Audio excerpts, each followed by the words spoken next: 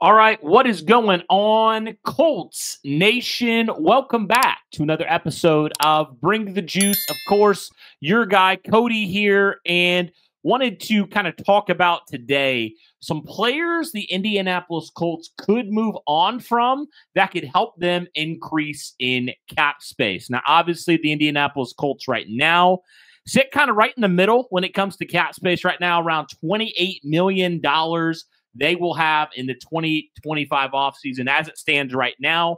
But in my mind, there are four moves the Colts can make to put themselves from $28 million to a little bit over $60 million in cap space by a few cuts they could make here. So I want to touch on each and every one of these moves the Colts could make, if it would make sense, if it would be worth the Indianapolis Colts considering making these cuts. So with that being said, let's jump right into it. And starting with the guy that I think is probably the more obvious cut here, and the guy that you would save by far the most money with, that would be Braden Smith, the right tackle for the Indianapolis Colts. And obviously we still aren't sure, what the situation going on with Braden and the personal issue.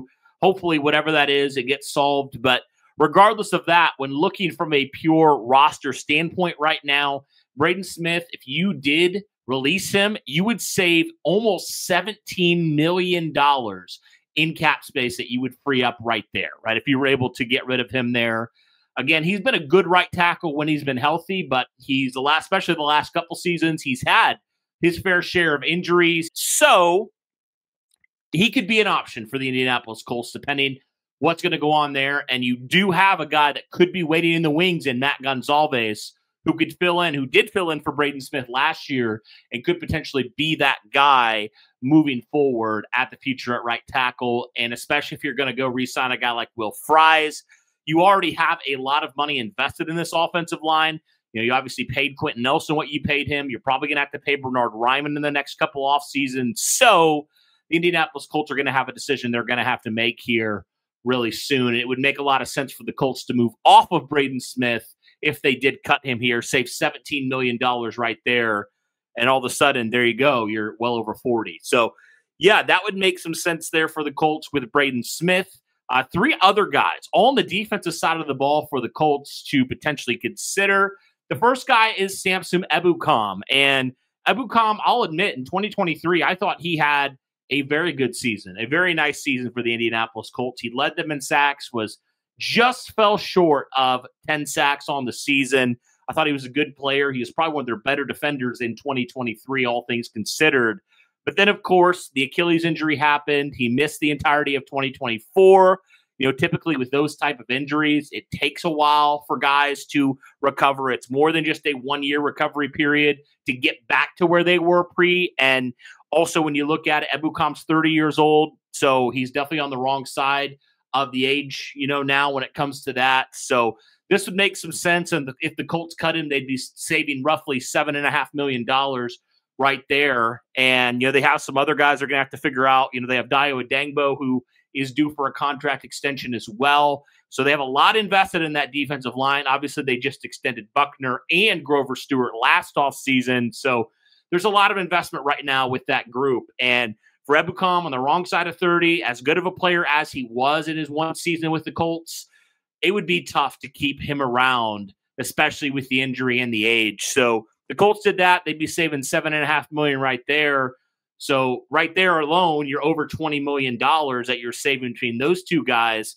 And then the final two guys that I would talk about as well, Raekwon Davis and Tyquan Lewis, also two guys on that defensive line that would make some sense for Indianapolis to move off of. And between those two guys, you'd be saving roughly $11 million right there, right? So Raekwon Davis, he was kind of the quote-unquote big fish that the Colts signed. Again, Colts signed hardly anybody. It was Raekwon Davis and Joe Flacco in free agency. So he came in, and you kind of presumed he was going to be that one tech, kind of that backup defensive lineman. And I really felt like, especially for the contract that you gave him, he really, really disappointed in a lot of different ways. I was not impressed with Raekwon Davis. I mean, he's got the size. We know all the health stuff he dealt with when it came to, I think it was high blood pressure that he dealt with. So he missed a good chunk of the spring as well. So that definitely wasn't a good thing right there. And it's just something if the Colts moved off of him that would make some sense for them to try to figure it out and maybe go look in the draft to find, potentially the next replacement there in the interior. But I definitely think the Colts can find a better and cheaper option than Raekwon Davis. So if you cut him, you'd save roughly $6.5 million right there. And then Tyquan Lewis, man, I'm torn on Tyquan. I really like him as a player. I've always been a Tyquan Lewis fan. I know he early on especially dealt with a lot of big injuries, but the last couple seasons he's stayed relatively healthy, and that's been good to see. But I mean, he's getting up there in age, man. He's a role player right now, $4.5 million. He's the only one I'm kind of like torn on, when it comes to that, because he's been relatively healthy. I feel like when he's been on the field, he's been pretty productive, but he's getting up there in age. So if the Colts cut him, they'd be saving $4.5 million. I don't know when it comes to Tyquan. I think out of all these guys, Tyquan's the one I'm not super sure of right now when it comes to that, because I think he's been such a solid player for you. Again, he's not been this world beater, but I think when you've let him play, I think he's played well. But again, he's getting up there in age as well. It's going to have to be something the Colts do consider when it comes to that. So, yeah, guys, in total, the Indianapolis Colts have a lot of decisions to make right here, potentially freeing up some cap space, potentially helping themselves out to go out and add some proven talent in free agency if they so choose to do so.